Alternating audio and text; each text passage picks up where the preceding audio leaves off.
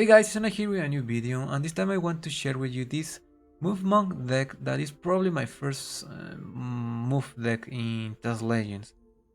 So the whole idea of these move strategies rely on switching lanes, which is something that was implemented since the early days of the game. However, the whole archetype still falls behind because it lacks some strong cards that allow us to do something powerful with this whole idea. For example, we don't have legendary cards that do something when they move. So, as you might see, the whole move archetype is on green. So you can switch between Monk and Archer, which I think are probably the best options for move decks, and to a lesser extent, Assassin. In this case, I opted for Monk because I really want to test Dark Mane, which is a card that moves and that can move on itself by itself and does something when it moves. In this case, it gains +2/+0 and drain. We also have Monk Strike, which is another powerful tempo move card, especially really powerful when paired with Sweep Strike. Of course, Anasi and Cloudrest Illusionist. So, what are the main ideas here? First, we have the cards that move creatures. We have Moving Shadows, we have Bewildering Speed, we have Shadow Shift, we have Dark Mane, we have Grand Ball, Mad Dash, Dune Smuggler, Dune Stalker, Monk Strike, and Apex Predator. Then we have the cards that do something when they move. Either buff the creatures, which are the case of Bewildering Speed, the case of Mad Dash, and the main engine of this deck, Dune Smuggler. And then we have the cards that do something when they move. In this case, we have Apex Predator, which is the latest and probably the strongest card here, because you will be able to combo a lot of the moving cards to deal 2 damage and gain 2 health. Extremely powerful in these particular ideas. So, as I already said, I think this archetype could use some help. Well, although I don't think it will, considering how the state of the game. But it's still really fun to see this kind of strategy see some play. I'm not a particular fan of this idea, but I found some joy because I really like to play aggressive decks from time to time. So I think this fits perfectly in this description. So as always, I hope you enjoyed this deck. Any comments, any suggestions, any ideas you want me to try, please leave it in a comment in the section below. And until next time. Okay guys, I want to try this new format of commenting these matches, so let's see how it goes. So in this first match I'm playing against a Mage deck, and to be fair, I thought that was extremely surprising because I haven't seen Mage as a whole class being played at all in the past year. So here I opted out to mulligan the Prophecy for obvious reasons, and I ended with Dark Mane and Shadow Shift, which I consider to be a good opening hand, playing Dark Mane on turn 2 and then Shadow Shift to trigger the effect of +2/+0 on drain, and also drawing 1 card is extremely powerful. So hopefully and luckily we managed to draw a Monotone Aspirant, extremely strong card on turn 1, especially because you can trade early in the game with a lot of stuff. And here I was extremely surprised to see Blackmail. So we need to win the race. Turn 2 Mortal Traitor is disgusting in any scenario, so it puts a lot of pressure on many control decks. The Warcrafter is, of course, and I think it's the strongest answer to the Aspirant.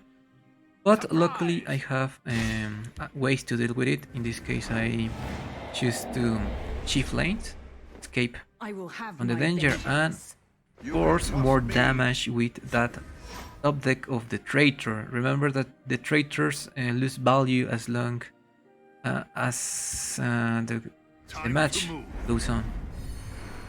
So they managed to get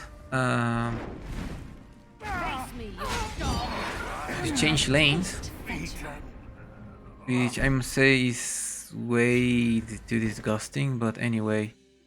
I wasn't sure if playing the fireball to kill a Mongol traitor was the correct answer, because I would personally choose to deal with the Morakton aspirant because it offers a lot of value here. And considering that I don't have anything better to play, I choose to play the Swift Strike to capitalize on the 4 damage that my traitor still has available. This card, I love it.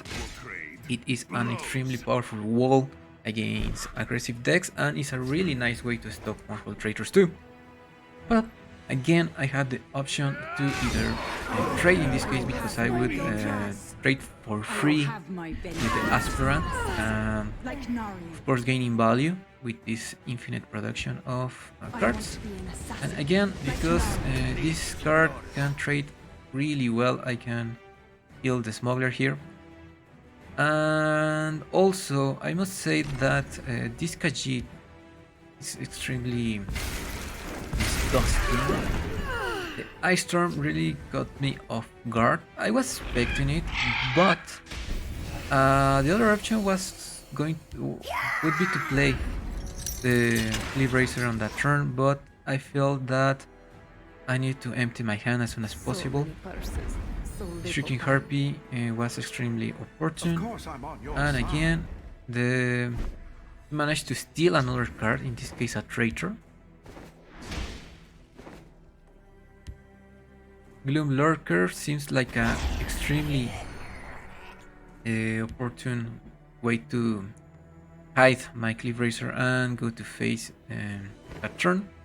Here I was doubting, because Dunestalker, I wasn't really sure if I should play it, but especially because I was fearing another Ice Storm.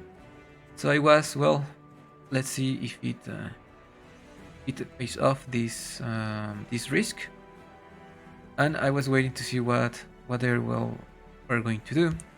So as expected, they play another Ice Storm, and this is the critical turn, because I needed to draw something good, which I managed to with Resume Dart.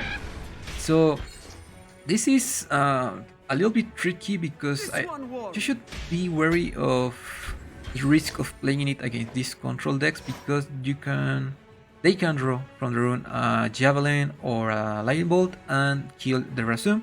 You still gain the card, but you lose a lot of value. So in this case, this top deck was extremely good for us. We managed to draw 2 cards from them, but I mean they are not that good. Probably the Elusive Skimmer, yes, but the Undying Dragon is extremely low for us. But we know what they have. Playing the Undying Dragon would be an extremely low tempo play for them. The Fireball was also really lucky for them. We had lethal on that point, and of course stealing another card. Well, what can we expect? So let's see what we can draw. And we have Monk Strike, and we have Dun Smuggler. So it was they did us a favor there. But because I really hate this kind of steel decks, I choose to, well, go some BM and go to face. Easy peasy. Well, maybe not. We were a little bit lucky here. So let's move to this next match. We are playing against a Guildsworn deck. So to be fair, at that moment I wasn't even thinking about what kind of Guildsworn deck I was playing against. And to be fair, I think that's extremely naive, because well, nowadays if you face Guildsworn is invade. So I was really stupid in that department, because against invade decks you need to fight for the shadow lane since turn 1, because you need to deal with the Oblivion Gates as soon as possible. So in this case I forgot that, it didn't cross my mind, so I was like, okay, let's go for field lane, which is the, let's say, the traditional theory. And I didn't wanted to play the Dune Smuggler because I think that playing the ally here is was more productive. You gain more value because you have this lethal. Well, the +1/+1, sorry, on turn 2, which is really strong. I mean, it's like a Mortal Traitor, but without the drawback. So the moment they play this Ace Invade card was I was like, oh, I fucked up. I need to recover my position in the shadow lane. So I decided to move. I mean, this is what the deck does best: move between lanes and gaining value from it. So I was, I think, already in a good position to fight for the shadow lane. The only trouble I have here is that if they play the Dedra that gives ward to our gates, I was going to be a little bit screwed, especially because I will need to double trade against a 0/6 card, which is not that optimal for this kind of aggressive decks. But again, you need to be wary that closing the gates is priority here. You need to shut them down. They can gain those buffs to their Dedra. Okay, I know a lot of people hate this archetype, but lethal is extremely disgusting against Oblivion decks.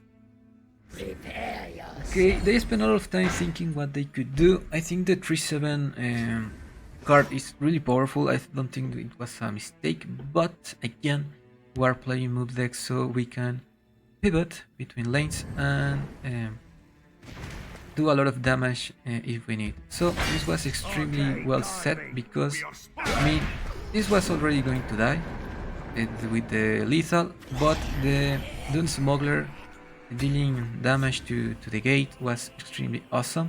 I choose to cover this one because I was a little bit scared of, well, being this the big boy here in the lane to be destroyed. I fear a Lightning Bolt because these decks play Lightning Bolt, but I was like, well, let's risk it, but nope, they play a Javelin in our big boy. So, well, it was a risk that we must take. So we'll go all face and of course play our Apex Predator, which we know triggers itself because the opponent doesn't have any creature at all. 6/6 and a 5/3 are really powerful. The 3/1 is more like a nice addition, and I want to see what they have in hand. So they invade and summon a 1/1 that invades 2, so they are at level 2. So next they play another unexpected arrival. Citizen. In this case, they summon an Oreo, and then they manage to dump their hand with more little Dedra. So at that point, I thought they had a really difficult hand start, and we had lethal there. So we won by playing for the Shadow